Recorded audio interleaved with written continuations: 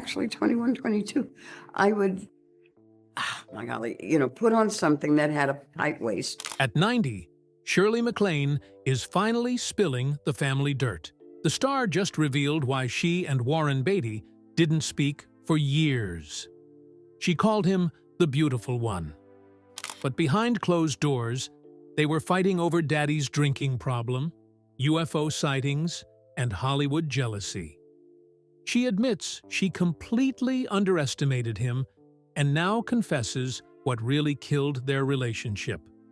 The shocking truth about Hollywood's most famous siblings is messier than anyone imagined. Shirley MacLaine was born on April 24, 1934, in Richmond, Virginia. Her family was middle class, but they had big ambitions. Her father, Ira Owens Beatty, worked as a psychology professor, school administrator, and realtor. He even played music as a hobby.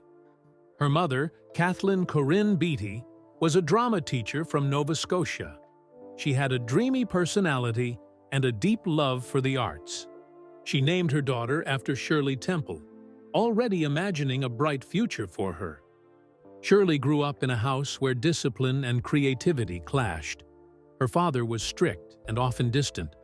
Her mother encouraged artistic expression, but wasn't always emotionally present. Their expectations were high, which pushed Shirley to be independent from an early age. In 1937, her younger brother Warren was born. He would later become a famous actor and director. Their relationship was both competitive and supportive, shaping them in different ways as they pursued their careers. Shirley often said she had an orphan psychology. Her parents were busy with their own lives, so she had to figure things out on her own. By the time she was 11, she was riding buses and streetcars alone to get to school and ballet class. These solo trips gave her time to think about life in a way that most kids didn't. The world was in the middle of World War II, and money was tight. The family wasn't poor, but times were tough. Shirley felt the weight of those struggles and knew she wanted more for herself. Instead of feeling sorry for her situation, she used it as motivation to dream bigger. Her love for performing started when she was just 2.5. Her mother signed her up for ballet to help strengthen her weak ankles. What began as a simple health fix became something much bigger. Dance became her escape. It gave her structure, discipline, and a way to express herself. By the time she was 16, she was performing with the Washington School of Ballet. She worked hard, pushing herself to the limit. During one performance of Cinderella, she broke her ankle right before going on stage as the fairy godmother. Instead of quitting, she wrapped her ribbons tighter and danced through the pain. That moment showed her determination, an attitude that would define her career. Even though Shirley was focused on her own dreams, she was also a fierce protector, especially when it came to Warren. She took care of him and defended him when he got into trouble. They spent a lot of time together, going to the movies and dreaming about the future. As they got older, they took different paths in Hollywood, but their bond never faded. Even in 2017, when Warren was caught in the famous Oscar mix-up and accidentally announced the wrong Best Picture winner, Shirley felt for him. She knew how hard that moment must have been.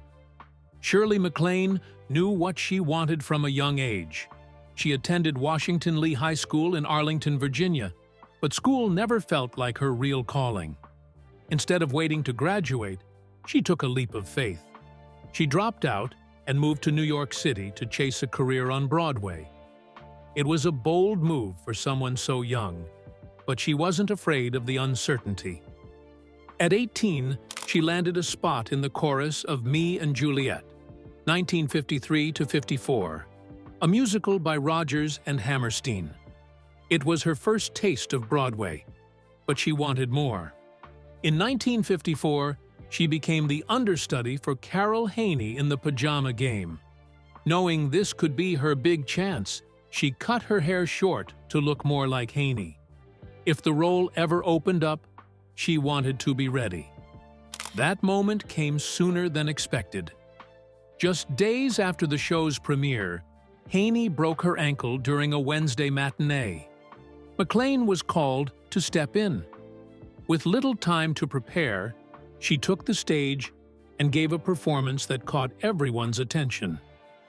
Money was tight during this time. She often ate at automats, where meals cost only a few cents. But she didn't let that stop her. She kept performing, and by June 1954, Haney had recovered. MacLaine could have gone back to being an understudy, but something incredible happened. Producer Hal B. Wallace had seen her on stage. He was impressed. Without hesitation, he signed her to a 5-year contract with Paramount Pictures. Just like that, her Broadway days were behind her. Her discovery was a mix of talent and luck. One of the people in the audience that night was comedian Jerry Lewis. He was so impressed that he told Wallace to watch her perform. Wallace took his advice, and after seeing her live, he knew she was a star. He initially offered her $200 per week, a good sum for a newcomer, but her agent negotiated it up to $600. In a matter of weeks, she had gone from an understudy on Broadway to a rising star in Hollywood. Her film debut came in The Trouble with Harry, 1955, a dark comedy directed by Alfred Hitchcock. At just 20 years old, she starred alongside John Forsythe and Edmund Gwenn. The film didn't make a huge impact at the box office, but MacLaine's performance stood out. Critics praised her charm, and she won a Golden Globe for New Star of the Year. Before stepping into Hollywood, she made a small but important change. She was born Shirley MacLaine Beatty, but another actress named Shirley Beatty was already registered with the Actors Equity Association. To avoid confusion, she decided to use her mother's maiden name, becoming Shirley MacLaine. It was a fitting choice. Her mother, Kathleen Corinne Beatty, had been a drama teacher who loved poetry and theater. Her younger brother, Henry Warren Beatty, later did the same thing when he entered Hollywood. He became Warren Beatty. By 1958, MacLaine had proven herself as more than just a rising star. That year, she earned her first Academy Award nomination for Some Came Running. The film, directed by Vincente Minnelli, starred Frank Sinatra as Dave Hirsch, a troubled Army veteran, and Dean Martin as his gambler friend, Bama Dillard. MacLaine played Ginny Moorhead, a kind-hearted but naive woman who falls in love with Dave. Her performance was unforgettable. Ginny was a woman who loved deeply, even when it put her in danger. She was vulnerable, but never weak. Her story ended in tragedy when she sacrificed herself to save Dave during the film's climactic scene. Critics praised MacLaine for bringing depth to the role, turning what could have been a one-dimensional character into someone real. The film received several Academy Award nominations, including Best Picture and Best Supporting Actor for Arthur Kennedy. But it was MacLaine's performance that left the strongest impact. Over the years, MacLaine was known for making bold choices. One of the most surprising came in the late 1970s when she turned down the role of Princess Leia in Star Wars, 1977. The part went to Carrie Fisher, who made the role legendary. While some actors might have regretted passing on such a massive franchise, MacLaine never did. It might seem like an odd decision. Star Wars became one of the biggest films of all time, but MacLaine had always chosen roles that challenged her. She wasn't interested in science fiction. She was drawn to complex characters with emotional depth. Star Wars wasn't the right fit for her, and she had no regrets about walking away.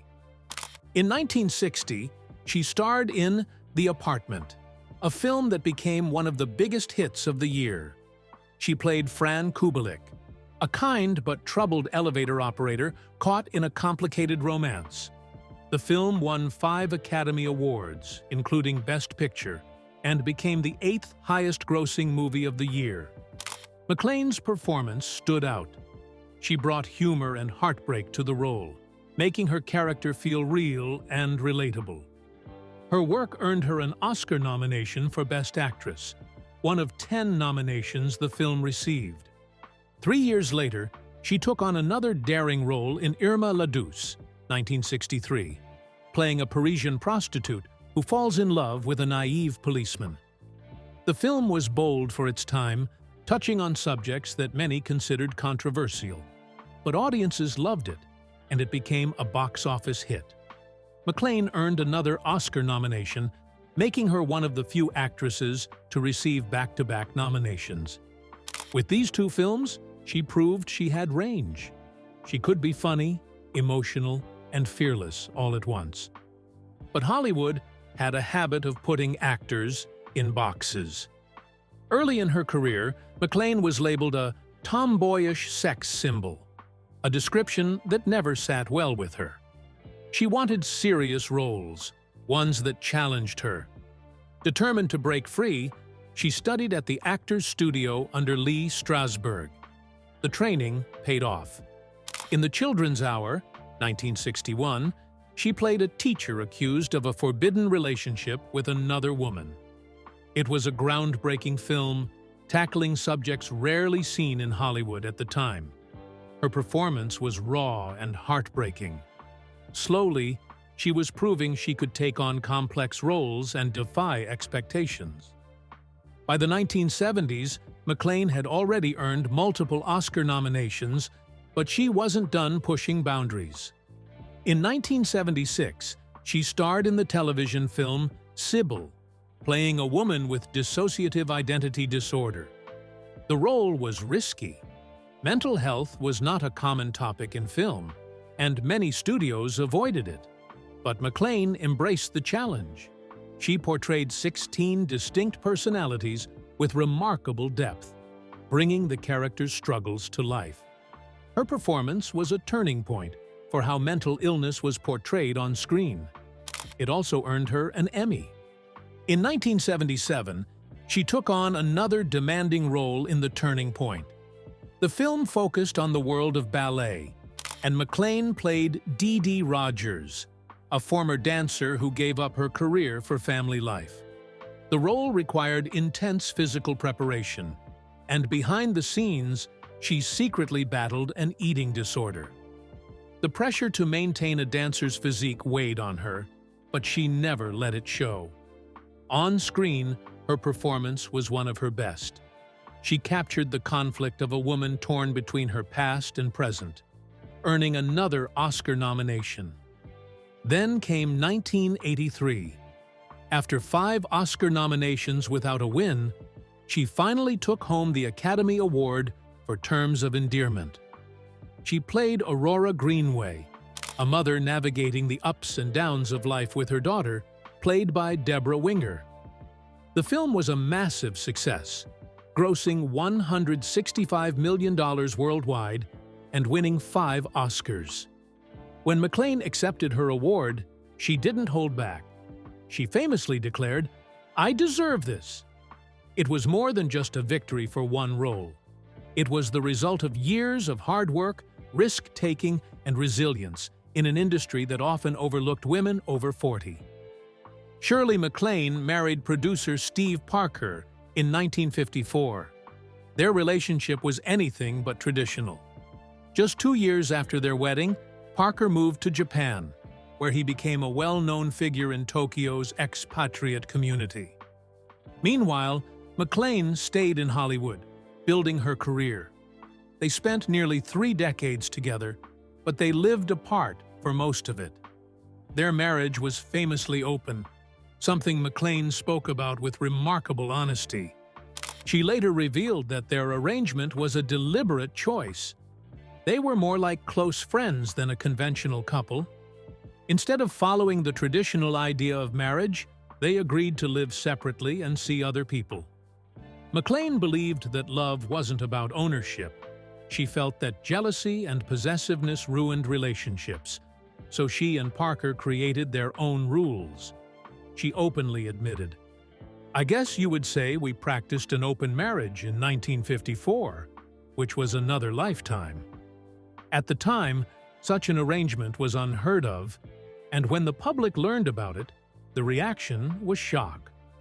But for MacLaine, it made perfect sense. She believed their unconventional setup kept them together longer than a traditional marriage ever could. MacLaine also spoke candidly about her many affairs. During their 28-year marriage, she had relationships with several high-profile men, including French politician François Mitterrand, who later became president of France.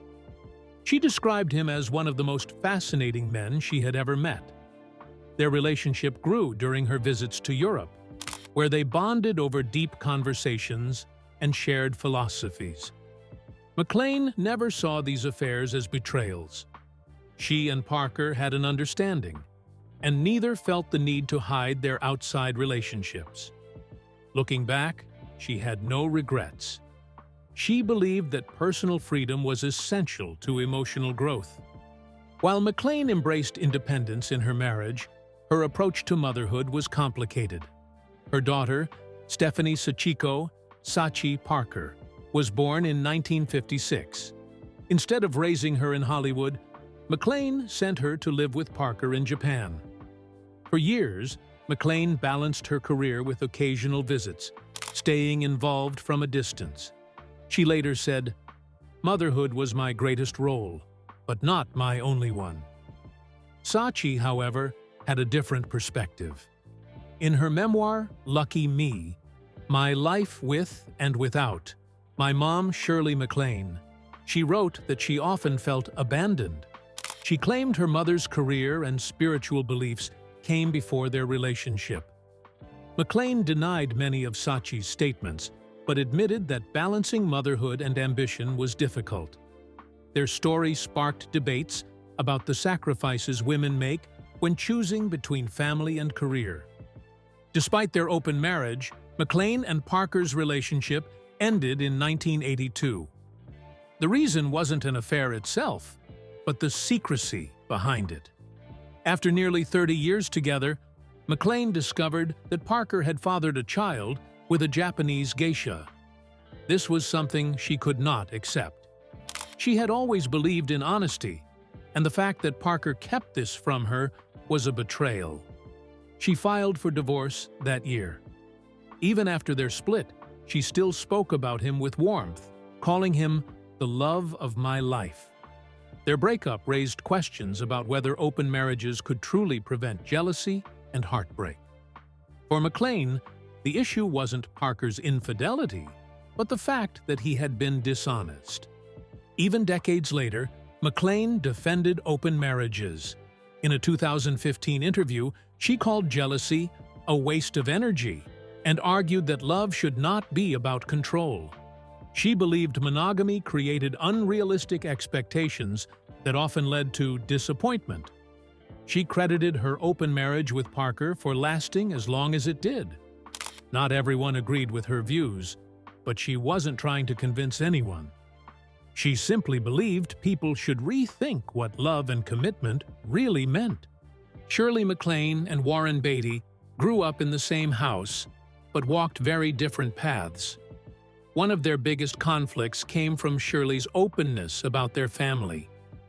In her autobiographical writings, she discussed their father's drinking and views on race. Warren thought those stories were exaggerated and should have stayed private. The tension didn't stop there. He was also furious when Shirley joked about his love life on an Oscar telecast. But Shirley had her own regrets. In his early years, she underestimated him. She once called him the beautiful one and failed to see his true potential as an actor. Warren's journey to Hollywood wasn't straightforward. While Shirley pursued ballet, Broadway, and then film, Warren kept his own dreams to himself. At 17, he had a revelation while watching Shirley perform in The Pajama Game. That was when he saw the power of performance, but he didn't share his ambitions with anyone. Growing up, he was more interested in sports, and even Shirley assumed he had no real interest in acting. That changed in 1961 when he starred in Splendor in the Grass. The film made him a star and proved he had more than just good looks. By 1967, Warren had established himself not just as an actor, but also as a producer. He was behind Bonnie and Clyde, a film that nearly brought the siblings together on screen. Shirley was a serious contender for the role of Bonnie Parker, but when Warren decided to play Clyde himself, the producers replaced her with Faye Dunaway. They felt having real-life siblings play lovers would be too uncomfortable. The film went on to become a cinematic milestone, earning 10 Oscar nominations and winning 2. Shirley later said she wasn't bitter, but wondered why she and Warren never worked together again. Beyond Hollywood, their personalities couldn't have been more different. Warren was famous for his romantic escapades. He had relationships with stars like Natalie Wood, Julie Christie, and Madonna. Shirley, on the other hand, was drawn to spirituality. She explored reincarnation, karma, and past lives in books like Out on a Limb, 1983. She often teased Warren about his inability to settle down, once saying, "He can't even commit to dinner." But when Warren finally married Annette Bening in 1992, Shirley fully supported him. She called Bening the perfect gal for him and gave advice that helped keep the relationship strong. Shirley MacLaine's journey into metaphysics started with something she never expected. It was 1952, and she was in Washington, D.C., when she saw something strange in the sky. This was during the famous UFO sightings that year, when multiple unidentified objects were tracked on radar and spotted by pilots and civilians. It was a major event covered by newspapers across the country. But for MacLaine, it was more than a headline. It was a moment that changed how she saw the world. That sighting made her question everything. Was there more to life than what people could see and touch? Could humans be connected to something greater? These questions stayed with her for years, leading her toward metaphysics and New Age philosophy. At her ranch in New Mexico, she claimed to have seen more UFOs. She described these experiences as deeply spiritual. She believed extraterrestrials weren't just visitors from other planets. They were part of a larger truth about humanity's place in the universe. Back then, talking about UFOs or reincarnation was risky, especially for a Hollywood star. Most actors avoided topics that could make them look strange or hurt their careers. MacLaine didn't care. She spoke openly about her beliefs in interviews and wrote about them in her books. She talked about meditation and a concept she called superconsciousness, which she believed connected all living beings. Some people admired her courage. Others laughed at her. Late-night comedians made jokes about her ideas. Critics dismissed her as eccentric. But none of that made her stop. Her writing became just as well known as her acting. Over the years, she wrote more than 15 books about spirituality. One of the most famous was Out on a Limb, published in 1983. It was part memoir and part exploration of past life regression therapy, trance channeling, and reincarnation. In the book, she described how hypnosis sessions revealed memories of past lives. She believed she had once been a monk in Asia. In another life, she lived among elephants in India. She also wrote about a man named David, a mysterious figure based on real people who had guided her through her spiritual journey. Through conversations with him, she explored deep questions about existence and love. The book sold over 1.2 million paperback copies and became a bestseller. But it also brought more criticism. Many people thought her stories were too bizarre to be real. Comedians turned her into a joke. Some readers, though, saw the book as life-changing. The success of Out on a Limb led to a 5-hour ABC miniseries in 1987. Millions of viewers watched as MacLaine shared her spiritual journey on television.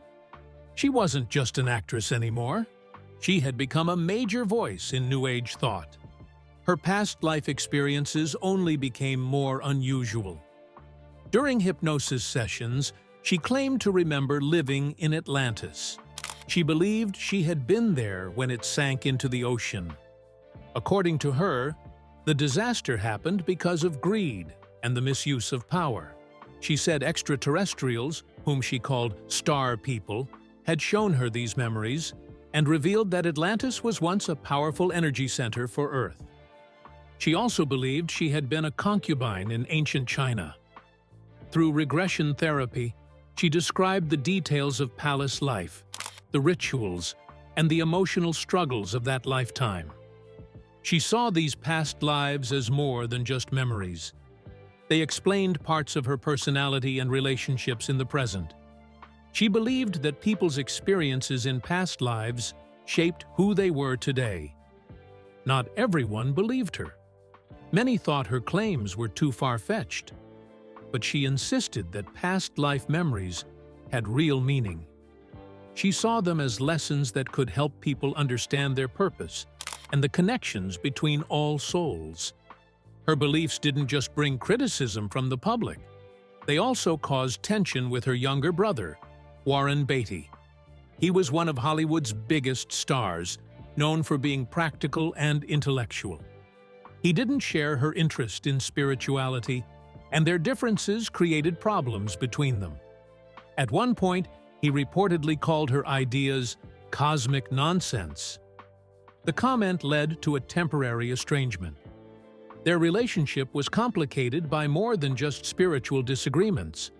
They were both famous, and professional rivalry played a role in their distance. They rarely worked together, and their public interactions were limited. But over time, their bond softened. MacLaine later said she understood why her brother was skeptical. She believed that every soul had a unique path, and his was simply different from hers.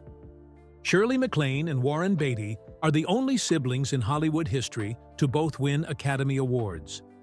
Their careers took different paths, but each found a way to leave a lasting mark. Shirley won Best Actress in 1984 for Terms of Endearment, a film that became a cultural milestone. Her role as Aurora Greenway, a strong-willed mother navigating love and loss, connected deeply with audiences. The movie made over $108 million, a massive success for the time. Warren won Best Director for Reds in 1981, an epic film about journalist John Reed. It earned 12 Oscar nominations, and Warren himself was nominated for acting, writing, directing, and producing.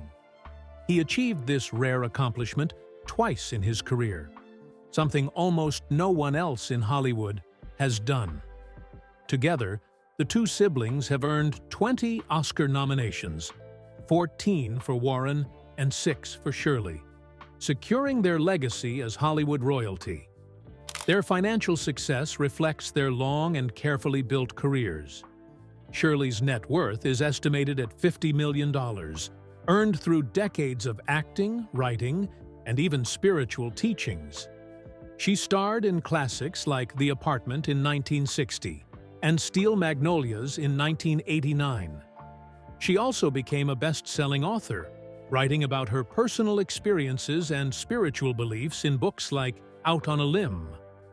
Warren has an even higher net worth at $70 million, thanks to his involvement in producing and directing. He made sure to take on roles where he had creative control, profiting from hits like Bonnie and Clyde and Heaven Can Wait in 1978. His directing career added to his wealth, with Reds being one of his biggest achievements. He is still the only person to ever receive Oscar nominations for acting, directing, writing, and producing twice in his lifetime. Though both became wealthy, they took very different approaches. Shirley expanded into television and spiritual seminars, charging up to $300 per attendee for her workshops. Warren focused on big-budget films that involved risk but had the potential for huge payoffs. Their combined net worth of $120 million proves they not only had talent, but also knew how to navigate the business side of Hollywood. At 90 years old, Shirley is preparing for what might be her final film, People Not Places, scheduled for release in 2026. Directed by Brad Furman, best known for The Lincoln Lawyer, the film tells the story of an elderly widow who befriends a homeless man while facing her own mortality. The production has struggled with financial issues, with reports that crew members are owed a total of $245,000. Warren, now 87, has stepped away from the industry. His last film, Rules Don't Apply, came out in 2016 after a 15-year break.